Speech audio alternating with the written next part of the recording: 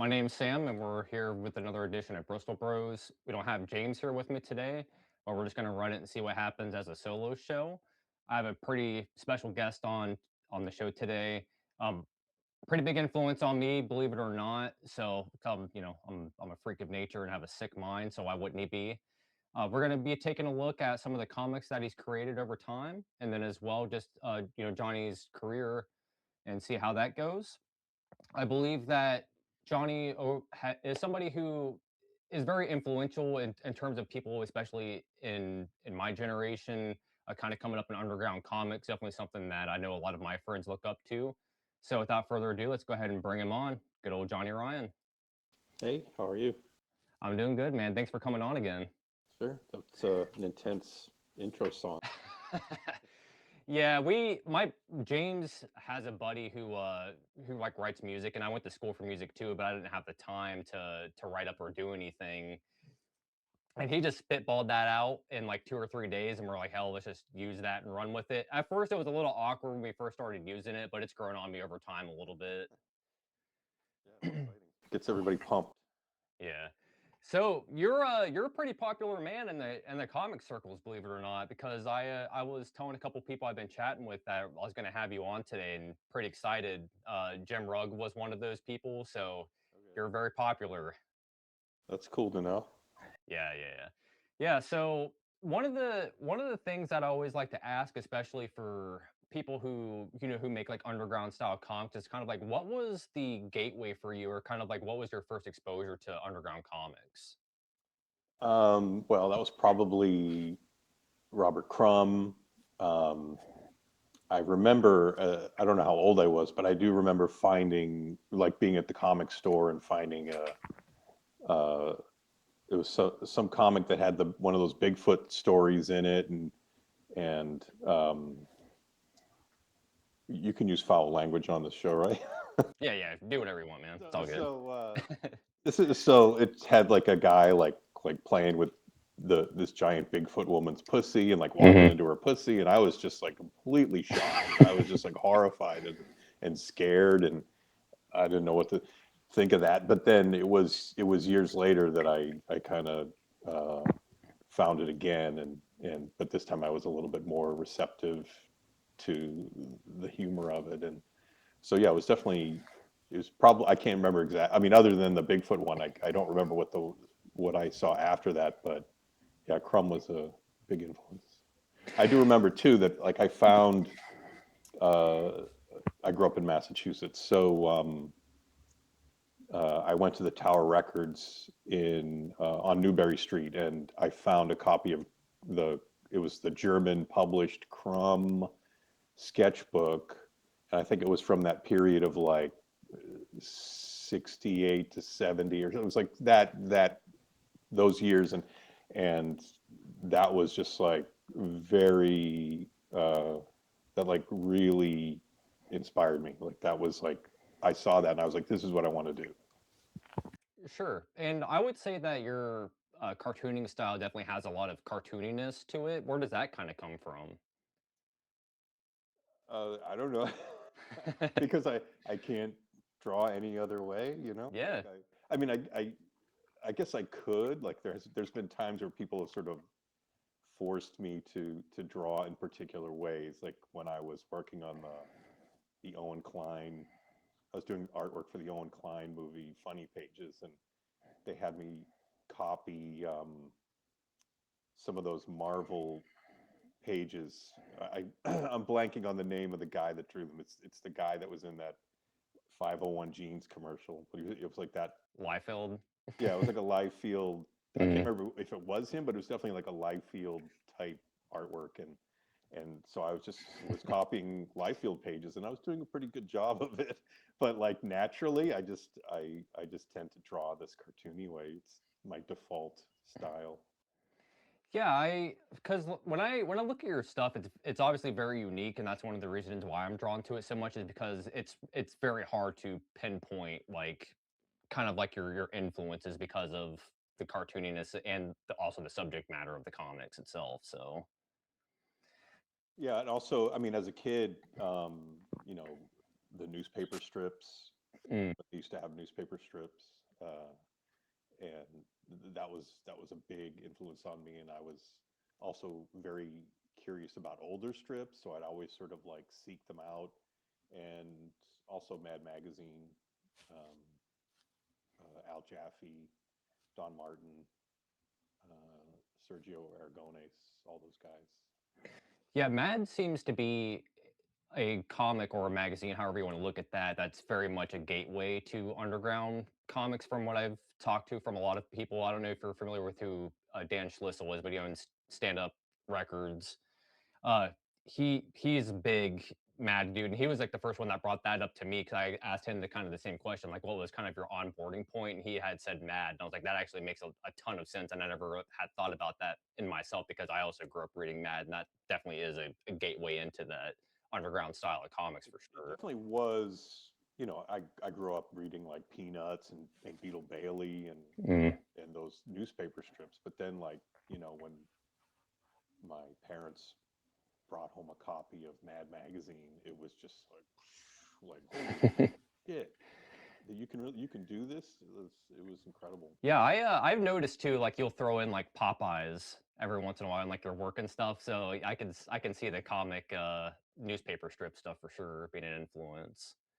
Yeah, but also as a teenager, I was very much into Marvel. Um, I think it was sort of that.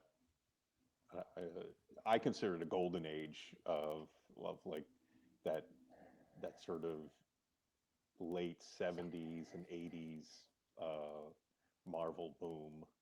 And then, of course, when Frank Miller started doing his stuff with Daredevil and then with Batman, I used to read all that shit. Yeah, one of the things that I really like about our show is that James doesn't have like a background or much of an education on like alternative and underground comics. And then I'm on the flip side where I really don't have much of an education or like background on mainstream comics and he does. So like the two of us together, we kind of have this weird dichotomy. So one of the things that he wanted me to ask you was is there anything in terms of like mainstream comics that you're reading that's like newer off the racks these days? These days, nothing. Yeah. Unless like somebody that I know and trust hands me something and or tells me like this is new and it's great. You got to read it. Uh, I I pretty much gave up reading American superhero books when I was in college. Um, Things just started to get a little tedious. I got a little burnt out on it, and later I started, when more translated manga started to become available. Um, I would read some of that. I mean, if you want to consider that mainstream, like Berserk and Akira and Lone Wolf and Cub um, and probably some others that I'm not remembering. Drifting Classroom, um, a lot of that stuff had a big influence on me as well. That's interesting. I really don't see like manga at all in like your artwork or your influence. That's kind of interesting. I Probably mean, more in Prison Pit than anything. Like mm, Berserk and Drifting Classroom and yeah, those had a very and Akira too had a big influence on the Prison Pit book. that is the one title that I don't have of yours that I still need to track down. So believe it or not, it's like yeah, I just recently picked up Porn Basket and it's like, Okay. what the fuck is wrong with you? Well, that one is definitely not. Prison Pit and Porn Basket are two completely separate concepts. So I had recently, I should say probably about 8 months ago, if not more than that, I had picked up a Fat Cop, Mhm. and that was like groundbreaking for me, like straight up. It influenced two comics for me. One of which I'll show you here real quick because it's kind of funny. But I made a comic called Fat Pussy, and it's Nice. yeah, it's just a big ol' um fat pussy, just kind of kaiju, just going Okay. through and stomping it. But yeah, I did, because I noticed that you did Fat Cop in all like 9 panel pages pretty much. So I did Mhm. all of this in all 9 panel pages to pay homage to it. Oh, cool. Um, but yeah, super influential. And but yeah, like I said, I super excited that I was able to get you on because, like I said, it's like not only for myself, like you're super influential, but a lot of my buddies in my peer group, you're one of those dudes that constantly comes up. So for somebody like you that has been making comics for as long as you have, it's like how do you not only stay motivated to continuously to make comics, but how do you stay like creatively free to like to continue to do the kind of comics that you make? Because obviously it's like they're so batshit. And don't get me wrong, like I understand where that stuff comes from because I'm also just making batshit comics. But just kind of like what is your thought process kind of behind making all the comics that you do, making for as long as you have been making them? Yeah, that's a huge question. I don't know. I mean, I just feel I have a kind of a knack for it. And I guess on some level I enjoy um, I enjoy a very specific part of the process, and that is basically sitting down and coming up with the story like day to day. Like most, like with Fat Cop and with most of my work, a lot of times I really don't know. I'll start somewhere and I really don't know where it's going. I don't have it planned out, but it gradually just sort of comes to me as I'm working and thinking about it as I'm going. Um, that that specific aspect of it is the most exciting part of it for me. It's just kind of like I got nothing else. I got nothing else to do. So it's like an act of it's kind of one of the only things I know how to do, and I'm somewhat good at it, and it's also desperation Sure. to get all these ideas out before I drop dead, I guess. Yeah, I feel like that's on every cartoonist's mind is just like how much time they can just get shit done. Right. I You mean, know? in a way, I kind of think of myself more as I don't know, like a novelist or something. Like I'm just sort of coming up with stories and writing stories, but I'm writing the stories using comic panels. Um, and yeah, and I sort of know, I just sort of feel like, okay, I got to do this story. And then after I've done this story, I got to do that story. And then I got to do this other story. And I'll just have like these basic, just these seeds of ideas that I'm interested in. And I just get excited with the thought of like, okay, here's this idea. Let's see where it goes. And hopefully it goes somewhere cool. Graphics is like the main publisher I would say that you work with for a majority of your releases. Sure. How did that relationship kind of form and kind of start? Because obviously, like you look at your comic books, and I think that any publisher besides Fantagraphics would probably look at that and be like, "We're not touching this with a 10-foot pole." So, how was that kind of interaction with like pairing up with Fantagraphics? Well, I mean, this is like 1999, 2000, when 2001, I think, was when the first Angry Youth Comics came out. So that was like a whole generation ago, before social media and, oh yeah, there you go, before social media and all this other shit. So I think they, at the time, like, they still sort of respected what underground comics are and were, that this was a transgressive art form, that this isn't for everybody. This is a very specific audience, and there's not a lot of money to be made. So fuck it, let's just fucking do whatever the fuck we want. It's like our own little septic tank to play in. Um, yeah, I know. I think that has obviously changed with social media and the internet. That like that sort of creates this cultural hive mind where everything has to be in alignment with everybody's thinking, and so if you say something that might possibly hurt somebody's feelings, then you're in trouble. But so it was a different time. Um, and even at that time, like I think there wasn't some kind of woke thing going on, but there definitely was an an effort, a concerted effort to legitimize comics and make them into a legitimate art form in the same way, with like a museum oil painter, or a sculpture. Like we're all the same. We're all amazing art and literature, and like we're all under the same umbrella. And that was, like with Mouse and Acme Novelty Library, just like these very big important books. And that was probably a mistake. I think it turned comics, underground comics specifically, it made them, like, trying to make them legitimate was a mistake. Like this was our world to do whatever we wanted to do in, whatever we wanted to do in this world. This was our world to do it in, and they kind of took that from us.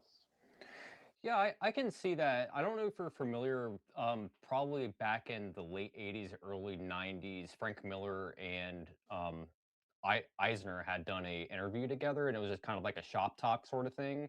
Uh-huh. And that was something that Eisner was getting on Miller about, was is we need to elevate our medium and you need to stop making schlock comic books. And Frank Miller was like, why? It's like that's what comics are, schlock. Like this, Right. that's what it should be. You know what I mean? So it's like you definitely do get that dichotomy, but at the end of the day, though, it's like what sells books. You know what I mean? So it's like probably more the Eisner style of comics rather than the more Frank Miller style comics. But at the end of the day, it's like what's more important, you Well, know? I mean, that's the thing. Like, who's going to sell more records, like the Sex Pistols or Bon Jovi? So, Yeah, but which one? But which is the better band? Or who's better, Gigi Allen or uh, Radiohead? sure.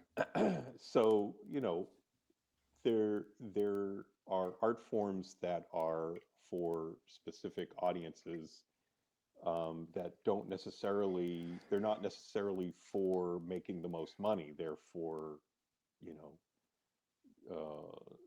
dumb kids to, read and have a good time and just throw them in the garbage. Like, you know, there's, and same thing, like, I'm also very influenced by films, and especially films from, like, the 60s and 70s, and a lot of the films of that time that, like, have become the, standards. People look at them as like, oh, these are like important seminal movies, were literally made for the trench coat crowd at in Times Square, like Texas Chainsaw Massacre, and all, Halloween, like all these like garbage horror movies. They were made for, uh, you know the garbage people, who were Us just like, weirdos. had nothing better to do than to sit. So like all this stuff was made for this crowd, and that's where true culture comes from. It comes out of the garbage.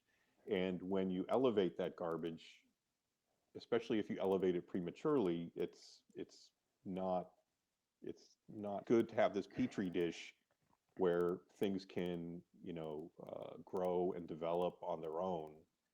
I mean, and then eventually, maybe if it takes off and people, love it and they want to throw money at it, that's fine. But these things need to develop in the darkness, uh, over time. Yeah, I agree with that, and I think that especially when you look at Crumb, he obviously came up through the underground stuff, and then when the '90s hit, had the documentary, and then kind of hit mainstream a little bit. So when you think about that, do you think that maybe there should be more exposure to underground comics to help people kind of understand more of like the kind of things that we do, so that way there isn't a label or a stigma to it? No, I mean, I kind of feel the opposite. I feel Yeah. like underground comics should be left alone. I feel like people should not pay attention to them at all. and they didn't give any money to them. Just like ignore them, and because once you start like putting a magnifying glass on underground comics, like I mean, that's basically what we have now, and the results aren't that exciting. Yeah, it's like, I mean, the biggest example I can think of with putting underground comics under a microscope and it being the worst case scenario is air pirates, right? It's like I don't think you can get any worse than that. But I mean, like and you bring up Air Pirates, and all those guys, the Robert Williams and S. Clay Wilson and all the Zap guys, like you know, back in those days, those guys were really like going for it and doing all sorts of crazy shit, and it was shit that could have got them in jail. Like the FBI was on their trail, and they could have been they could have been put in jail for obscenity. Like that was like a real uh, that was a real fear. We don't have that today. Today you don't go to jail. You just lose your job, get kicked out of society. you know, but that's the thing. Like it feels like people are more scared now to make crazy shit than they were then. Yeah, dude, we're just gonna keep agreeing with stuff here apparently, but I had studied. I don't know if you're familiar with like who Sean Crystal is, Ink Pulp Dudes. No. Okay, so yeah, I studied underneath Sean Crystal and Jake Parker. Hmm. Um, and one of the things, because one of the very first comics, like I was super into Tim Vigil at the time, so that's like the kind of stuff that I was kind of gearing towards. Uh-huh. And one of the things that like I was kind of worried about when I was first starting out was like, getting judged for the kind of comics I was making, like people just kind of scoffing it at me and being like, that's the fucking weird dude sitting in front of the corner making the kind of stuff that he does. And then Sean kind of came to me and he's like, dude, that's the box that you want to be in because nobody else is willing to put themselves in that box, especially nowadays. And it's like, why wouldn't you want to be in that lane? You know what I mean? Well, I So mean, it should be natural. Like if yeah. you shouldn't force yourself. Like if you're sort of like doing it just to do it, then it's not going to feel right. It has to just be a natural fit. Like I want to do the Fat Pussy comic, and I don't care what people are going to say, because that's just what I was born to do, the Fat Pussy comic, and then just doing it. That's uh, but like yeah, when you run into sort of like, well, if I do it, then I'm gonna lose my job at the copy store, and then I'm gonna I'm not Yeah. no my my friends are gonna not they're not gonna follow me on Instagram, and like when you get into that, all that fear. I mean, that's sort of I feel like what is really keeping. Um, I think that's become a big detriment to basically all art. Yeah, when I was in high school, kind of, because I'm 30, I'm gonna be 33 here soon. So when I was in high school, Super Bad was like the big hot movie at the time. So Mhm. lots of drawing dicks and things like that. And Right. I honestly kind of look back at that and I'm like, I didn't realize that like just Super Bad, that movie in general, was like influential with the kind of stuff that I like to draw. Mhm. But when I first discovered your work, and this is probably like 2, 3 years ago now, I went into my LCS and the owner, because I'm like the only dude that's goes to the shop that reads underground stuff, like alternative stuff. Mhm. So anytime that he gets any of that stuff in, he just literally just keeps it up at the register. And he just gives it to me. I don't even buy it from him. He just hands it to me. Right. So this is the very first thing that I was exposed to Okay. was this. And the reason why this hit so close to home to me is because I was working at a call center at the time. Uh-huh. So I had read this, and after I saw this, oh, speaking of Popeye, there he Oh, there you is. go. As soon as I saw this, I immediately got over my fear of drawing just weird, fucked up stuff, and I was like, this guy can do it. Why the hell not? So thank you for making Well, my work is done. this. Yeah. I think I was probably working. I mean, I had I had a lot of shitty jobs. Like I was working at a call center where I would draw stuff, but I think most of those drawings were done while I was working at a neurological clinic in Seattle at the time. Hmm. Um, and you know, a lot. I found that like a lot of jobs, like if they caught you reading or something like that, they would chastise you. But like drawing, they didn't really know what to do because he could just be like on the phone doodling, and they would just be kind of like, oh, he's just doodling, no big deal. So you would get away with it. Yeah, it's like you're still doing your job, right? At Yeah, the end, it's like, why would they care? I'm just scribbling on the pad here. It's not a big deal. Nothing to see. Doing my work. So are you like primarily working traditional? Yeah, Yeah, I mean my computer skills are pretty rudimentary. sure. I have like the most basic Photoshop skills, and I just I don't know I don't have a burning desire to learn, I guess, either. Yeah, I'm the same exact way. I'm 100% traditional, and for me, I think that there's like this weird separation to where it's like when you start making marks on like a digital thing to me, because it's like weird when people are saying like, "Oh, I'm penciling this digitally," and I'm penciling this or I'm inking this digitally. It's like it's still the same thing because it's still a digital line. Like there isn't a difference between a pencil and an inked line on that. So that's just always weird to me. But yes, like same with like Photoshop and everything like that. That's it like breaks my brain for some reason. I can't do it. Like I'm over here still like printing out pages and cutting them out and pasting them onto pages, and that's how I'm doing all my Photoshop work is literally with paste ups. So Yeah, I mean, I don't. Uh, I guess I don't know if it's like a generational thing. Like I don't know if like because kids now just grow up using the computer and drawing on the computer, and so it just is very natural to do that.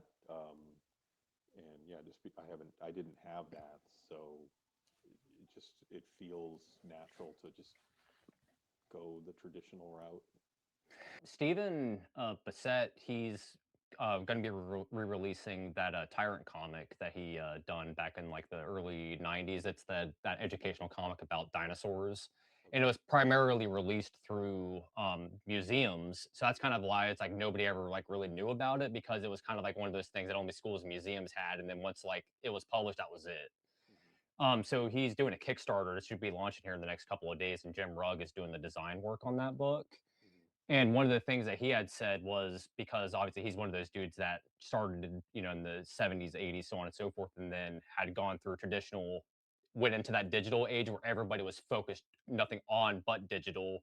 Got to do digital, we're moving into digital, and then through the 90s it was like nothing but digital. Then now we're kind of at a point now to where there's kind of like a happy medium between the two. With that being said, do you think that more people should think about working traditionally and getting away from working digitally now that I guess it's like you can self-publishing is way easier to do nowadays. So it's like having a digital file really isn't that important. You know what I mean? Well, I mean, I'm of the mind that whatever it takes to get to the end goal, like if you're making a book, what illustration, whatever it is, you want to use traditional, digital, whatever it is that gets you to, the whatever gets you to that goal is good. Whether or not the final product is good is debatable. Like if I sort of feel like if I'm reading something and I can tell that this was like somebody drew it on copy paper and you know pencil and ink and um, I'm probably going to be drawn to it more than if it was something that was drawn on a computer. I mean, but that's just me. Um, but if somebody, but that the other thing is too, if like somebody draws digitally and the artwork is passable, but the story is great. I mean, that's another factor with this too, is sort of like with comics, the writing, and that includes like writing a joke, or a gag, or an actual full story. If your drawing style is passable or just okay, but the writing is strong, that that could work. Like I feel like it usually I'm not going to say across the board, but if the story and the writing is that to me is paramount. Like this, the writing and the story have to be great. Um, yeah, and so the artwork either has to be interesting, passable, or great. Um, but for me, story and writing is the most important thing. Whether it looks digital or hand drawn, uh, I mean, something can look beautifully drawn and it looks like it's drawn like the traditional way. Story sucks, then I'm like, I don't care.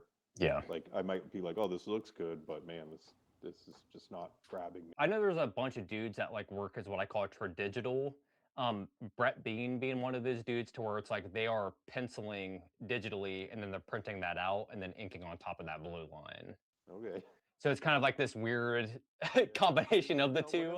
whatever tricks you need to get to the final product. I mean, yeah, go for it.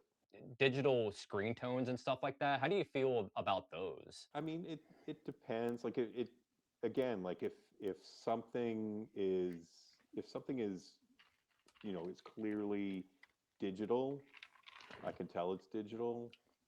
Um, I probably won't be as I won't like it as much as something that was drawn or shaded digitally. I mean, shaded traditionally, but yeah, for me, it would have to depend on like how like what is the story here? How good is the story? Is this well written? I think one of the faults to working digitally is that so many people are using the same tool sets as opposed to like where people are traditional. It's like you're using whatever the hell you have laying around. You know what I mean? That's true. So I think it kind of makes a lot of people's stuff all look the same because of that, especially people that are very manga influenced. I think that a lot of those comics end up looking the same. Like if you go on Webtoons, it's like, and you scroll on that website, it's like every comic looks identical. Yeah, especially like American manga Yeah. is a genre that I have no interest in for the most part. I don't think I've really seen American manga that has I found interesting. But I mean, like again, I clearly out of touch. Would you consider like Ronin an American manga? Um, you mean the Frank Miller Ronin? Yeah. Um, that's a good question. I would say no, because even like um, I'm trying to like think of all the other Frank Miller books because like a lot of the because he clearly was very influenced by Lone Wolf and Cub Yeah. and Crying Freeman, and you would see those elements included in his Daredevil work and in his Batman work. Um, yeah, so I would see them influenced by that, but I didn't feel like, oh, he's doing manga. Because I know that's something for him that he discovered in like the late '80s was kind of Appleseed. Probably I think was his first exposure, maybe possibly to manga, and I think that was a lot of it. People's first exposure to manga was Appleseed. Mhm. So I think that him, doing that's at least Ronin is always the example that I point to as kind of like the first like American manga that I could really think of that was like purposely influenced specifically from, a Japanese comic. Like if you So read, I'm I might be a little foggy, but I feel like the Daredevils that he did um, were very influenced by Crying Freeman. Like I remember because I didn't read Crying Freeman until later, and then but when I read it, I was like, oh, that's the fucking. He would have like the big fat villain character like that. He used that in Daredevil with Kingpin. Like I would see the like all the things that he was borrowing from that. It was interesting. Um, but he was definitely on the forefront. Like he was clearly uh, influenced by all this stuff way before anybody else. Like we're talking like he was doing those Lone Wolf and Cub covers for Marvel Epic in the 80s. do you have like any interest at all in like Kirby, Jack Kirby? Sure. Yeah, because I think that Kirby is one of those dudes that every day that passes, I look at and I'm just like amazed that not only like his output, just but just, like his artistic ability has just stayed so consistent over the years. Mhm. Actually insane. Yeah, he's good. I mean, I haven't looked at any Kirby lately, but um, yeah, great stuff. Yeah, like the 2001: A Space Odyssey, I think is like probably the best stuff he's ever done. If you've never seen it, and like No, I mean, when I was a kid, I had the big Treasury, treasury thing. yeah. I think I got it fairly. Uh, I guess it wasn't too long after it came out when I got it, and I was obsessed with the whole because they came out with a series too, based on the movie and I I avidly collected those as well. Because I know that James is also probably going to want to know this as well. But did you have any like interest or like run-ins with like reading any of the Image comics when those were first starting to come out at all? I I think I dipped out of superhero books when Yeah. Image came on the scene. So like I think I stopped reading superhero stuff. I'm gonna say like early '90s. I remember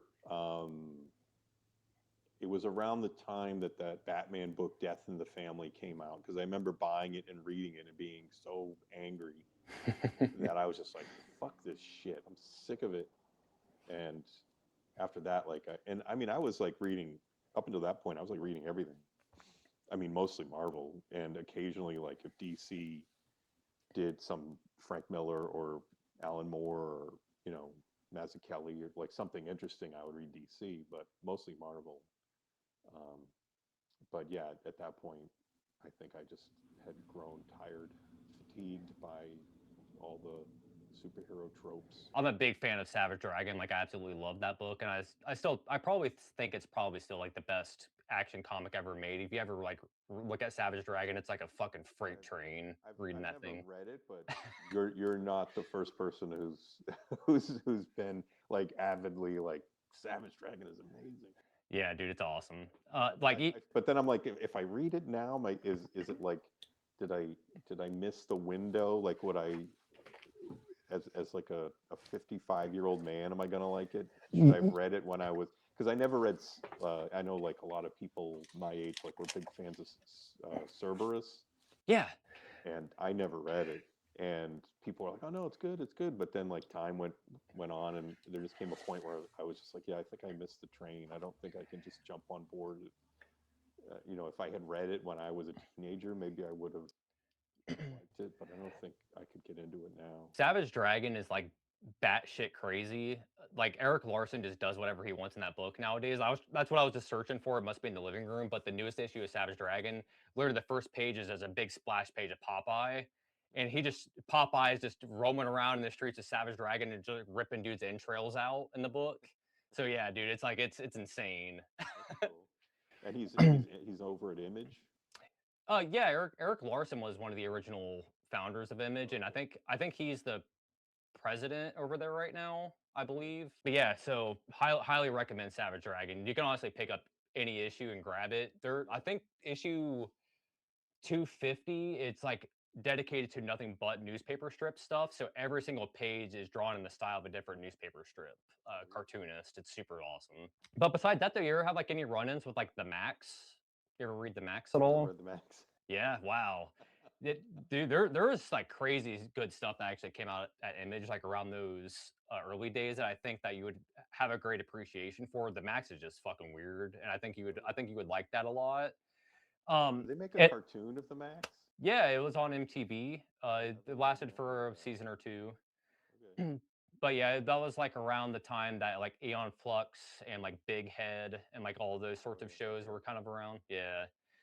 So the other Image book that I could really think of that would have come out early into that startup was 1963. You ever see that at all? No, never even heard of it. Oh wow, yeah. So 1963 is kind of an interesting book. So it's Alan Moore, and then it's just he's the main writer on it, and it's a bunch of cartoonists kind of coming in and doing it. Basically, is what it was. It was kind of like satire homage to like golden age comic books. So it's kind of like making fun of like early Avengers stuff, that sort of thing. Mhm. Um Eventually it So was like it was meant to be it's like a funny like a Mad Magazine thing? uh it's I wouldn't say it's like satire in that way, but it's very much like poking fun at the idea of like superheroes and stuff. Okay. Um it's kind of like it's like your version of Brat Pack that you would feel okay with like handing your grandma to read if you ever read Brat Pack before. I remember Power Pack, but I don't remember Brat Pack. Yeah, Brat Pack is a book by Rick Veitch. And dude, I it's remember Rick Veitch. that book is fucking nuts. It's basically Didn't he do the one? yeah. And he did a bunch of the Swamp Thing issues with Bissett and Alan Moore. He was the Okay. inker or penciler on a bunch of those issues. Okay. But yeah, Brat Pack's insane. You gotta see that. Okay. It's basically about, like, the relationship of Batman and Robin, but it's, like, very much like Batman's a fucking weirdo because he's hanging around with, like, this 10-year-old kid and, like, watching him dress and stuff, so it's like that's what it's about, is, like, Batman being a fucking creep. Highly recommend it. Um, yeah, so 1963 was that's what it kind of was kind of like a, homage, but also satire to, like, that style of comic book. Hmm. And the whole thing was it was supposed to wrap up on a big annual issue, but they didn't know who was gonna draw the annual issue, and I think originally, Don Simpson, who's a friend of mine, he was, doing all the lettering on 1963. Okay. He was approached to do the final issue, and then Alan Moore was gonna be writing it, so on and so forth, but there was this big I don't know if you're familiar with, like, this big habla that happened in, like, Chicago, I wanna say, like, 1992, 93 when Image first started. It was the very first public appearance that they ever did, and apparently they shut down, like, city blocks because there were so many people, and it was a big deal. Like, if you ever Okay. read Wizard and all this shit, they always reported on it. Uh-huh. So, so anyways, they announced that at that show that Jim Lee was actually going to be doing the annual for 1963, Okay. and because it was like a power move, like you're not going to be working on this, I want the book and I want to finish it because Alan Moore's working on Okay. it. So it was this weird power move between all the dudes at Image, like you're not touching this, I want the last book. So then he took it, it never came out. All right. That, So then that series just left with a cliffhanger and it sat for like 30, 40 years or however long that was, 30 years, I guess. uh-huh. And then what 2020, Don Simpson had the idea to say, fuck it. I'm just gonna redo 1963, even though he wasn't the writer on it, was the penciler, was the inker, he was the letterer on the comic. Okay. And he's like, fuck it, I'm gonna do 1963 the way that I want it. And he did the annual and put that out through Fantagraphics. Oh, And okay. I it's didn't know that. incredible. Really? All right. Yeah. So, yeah, like I said, there's just a bunch of, like, weird image stuff that you just kinda have to dig for and just know that it's there. Yeah, I missed the image train. So, I'll send you an email after this with just, like, a list of shit just to kinda look at and maybe expand your mind a little bit. Cool. Thank you. Yeah, for sure. Let's take a look at this because this was like I said, this was kind of the first thing one of the very first things that we kinda popped up when we started talking in conversation here. Mhm. Um, where the hell did this even come from? For first of all? It was just I wanted to uh I felt like doing a cop story. And I think it was during COVID too, so I I just thought like, oh, I'm just going to do this story about a enormous cop. Uh, and I also I like characters that are they're both good and evil.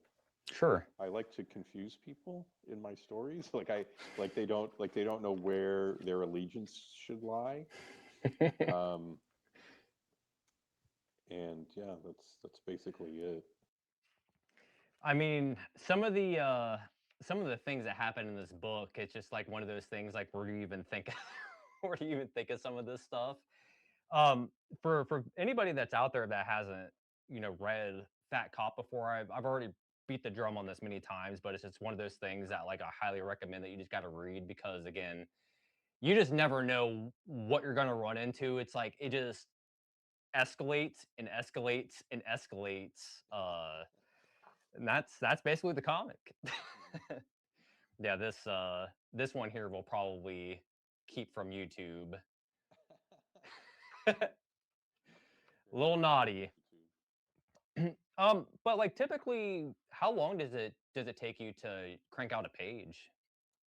Um, it it could depend. Like, I mean, usually it just takes about a day, probably less than a day.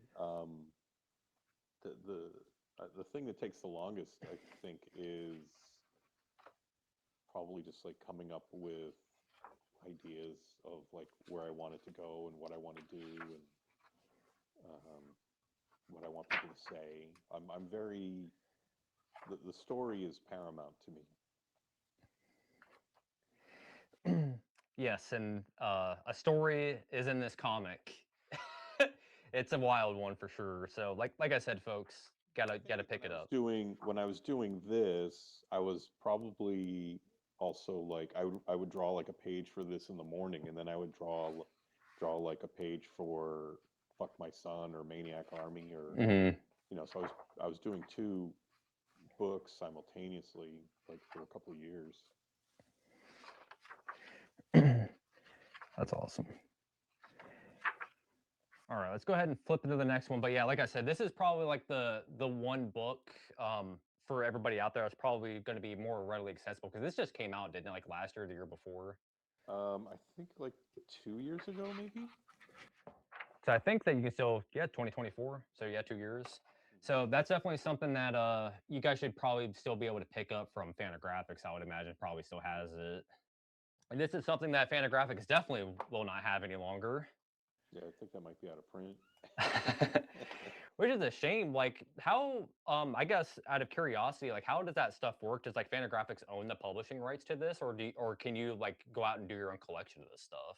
Fantagraphics is pretty liberal Yeah. with their properties. Like they don't pay much.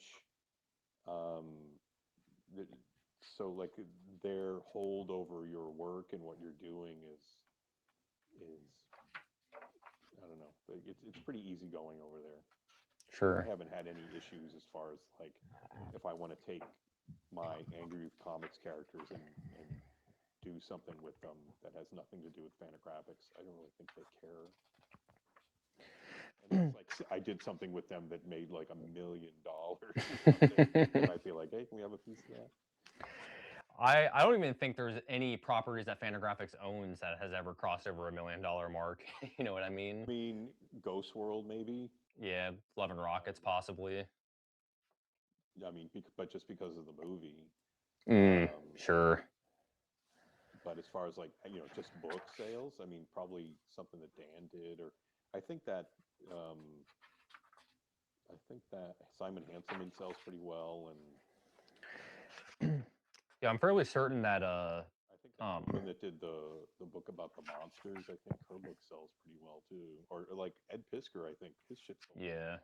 Yeah, Red Room especially, they sold like hotcakes. Hip Hop Family Tree. So there's probably a couple Yeah. that did all right. But with that being said, I definitely think that you should, maybe consider at some point trying to round up all of this stuff and make a collection, maybe like Kickstarter or something. Yeah, like but I mean I always sort of feel like this is shit I did 30 years ago, Yeah. and so it's hard for me to get excited about like going through everything that I did 30 years ago and putting it all together, and like it doesn't excite me. It actually kind of depresses me. Well, the way that I don't know, you shouldn't look at it that way, man, because the way that I see it is it's like, you influenced me and it's like you weren't thinking that 30 years ago when you were making this that some dumbass kid from Columbus, Ohio is going to be reading your comics and start making comics his own, on his own one day. No, I mean, well, I mean, there's Yeah. always that. I always sort of keep that in mind. Like I always sort of would think like, maybe somebody else would see this stuff. A younger artist would see this stuff and be influenced, inspired by it. Just to be like, hey, I can do whatever I fucking want. It's my sketchbook, and I'm in my house, and I can just draw whatever the fuck I feel like. All right, but I think that people kind of got a feel for this. Yeah, it's just this is one of those books that I'll randomly just kind of pick up and just kind of flip through because it's like I just forget, stuff that's in here and just kind of laugh at it every once in a while. Mhm. It's funny shit. I mean, a And decent then version of that is probably the porn basket. a good old porn basket. So this was something that I picked up in Pittsburgh last year. I was tabling Eddie Pecan, and I picked this up at Ides in Pittsburgh. Mhm. So I kind of have like a attachment to this comic a little bit because it reminds me of that trip. So, but yeah, Eddie Pecan is like an amazing convention though. Hopefully they do it next year. I know for sure they're not doing it this year, but it's one of those cons that is just like a bunch of you know, super underground dudes just all vibing together and kind of uh, just swapping each other's comics and swapping art and everything like that. So if That's they end up rad. doing it, yeah. So if they end up doing it next year in Pittsburgh, like you definitely should even consider like tabling it or Mm. stopping out to it because I think like you would make a killing at that con. Like Jim Ma Food was tabling it with us, and Mhm. that dude had a fucking line at his table all weekend. That's cool. Yeah, I just saw Jim at I kind of strolled through New York City Con Mm. this past summer or fall. I can't remember exactly. Must have been in September or October, and I saw Jim there. Yeah, he's a good dude. What Oh. is his flipped again? All right, I'm giving up on this shit, Johnny. We're just flipping the camera back to normal. Jim's a hell of a dude. That piece right there is actually his. Oh, okay. Yeah, I'll just go grab it off the wall. It's a batshit crazy drawing. Here,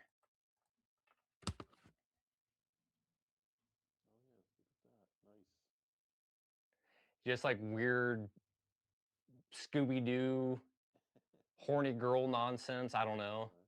Yeah, everything's there. Yeah, his art's insane though. Yeah, I like Jim. He's a good guy.